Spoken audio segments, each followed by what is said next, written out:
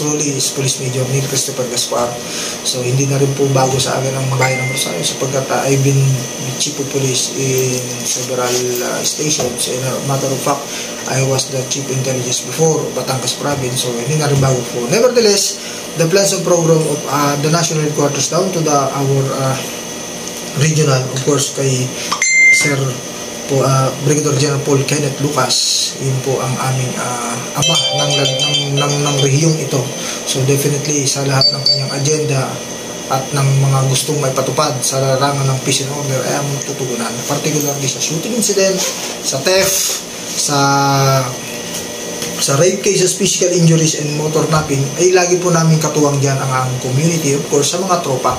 Kumbaga dedicated, hands-on sa trabaho at higit sa lahat ay sa tulong po ng ating municipal mayor in the person of Mayor Morfe. So, Lubihildo Morfe.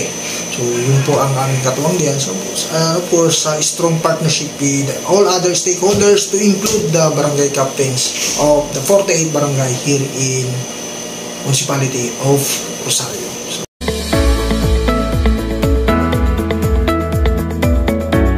Nagbigay ng update si Rosario Municipal Police Station Officer in Charge Police Major Neil Christopher C. Gaspar kaugnay sa peace and order sa bayan ng Rosario sa lalawigan ng Batangas. Bagamat 2 linggo pa lamang nakaupo bilang hepe si Major Gaspar sa nasabing bayan, ay marami na itong accomplishment tulad na lang ng pagkakahuli ng 2 sa mga most wanted ng rehiyon. We were able to apprehend to regional level most wanted.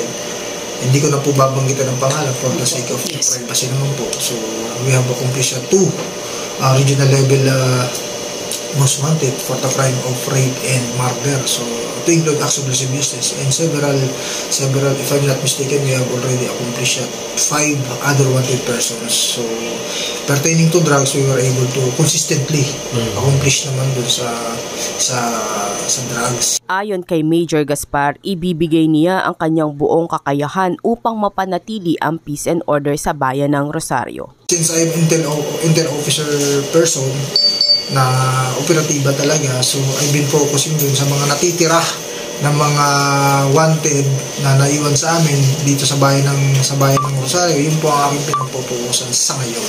Kasi may mga, as I check po, may naiiwan po kami mga most wanted na mga matagal na. So yun po ang aking pagkakaabalahan ngayon na ipupokus ko po yung pag-research sa operational research just to accomplish the said warrant na naiwan. So yun po ang aking pagkakaabalahan. With due respect naman sa mga nakaraang administrasyon, and I know for a fact na natagawa rin naman nila ang kanilang part. So ako naman, kung hindi ko malalagpasan, ilalagpasan ko ba. As a matter of challenge naman ng every officer na kung hindi man mapantayan, at least kung hindi man malagpasan, at least mapantayan. But ang mindsetting ko po kasi, minsan lang ako daraan sa mundong ibabaw na ito, pertaining doon sa trabaho, gagawin ko ng aking makakaya.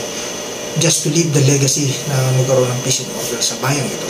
Ayon pa kay Major Neil, bukod sa ipagpapatuloy niya ang mga nasimulang community programs, ay nais din niyang pagtuunan ng pansin ang mahigpit na maipatupad ang curfew hours para sa mga kabataan. And to have an innovation, particularly sa mga kabataan, kasi sa most of the youth ngayon, kasi alarming po, hindi po, not necessary in bayan ng Rosario, yung mga nakikita ko pong nangyayari sa mga kabataan, particularly sa pagala-gala sa gabi. So most likely, we will going to implement the curfew hours, strictly implementation. Meron naman pong municipal ordinance dyan. So basically, we will implement that para maiwasan yung mga away kabataan, at the same time road rage ng mga kabataan, yung mga nagkakarera. So definitely, continuous naman po yan. And for my span of 2 weeks, masasabi kong pong wala naman pong nangyari naman.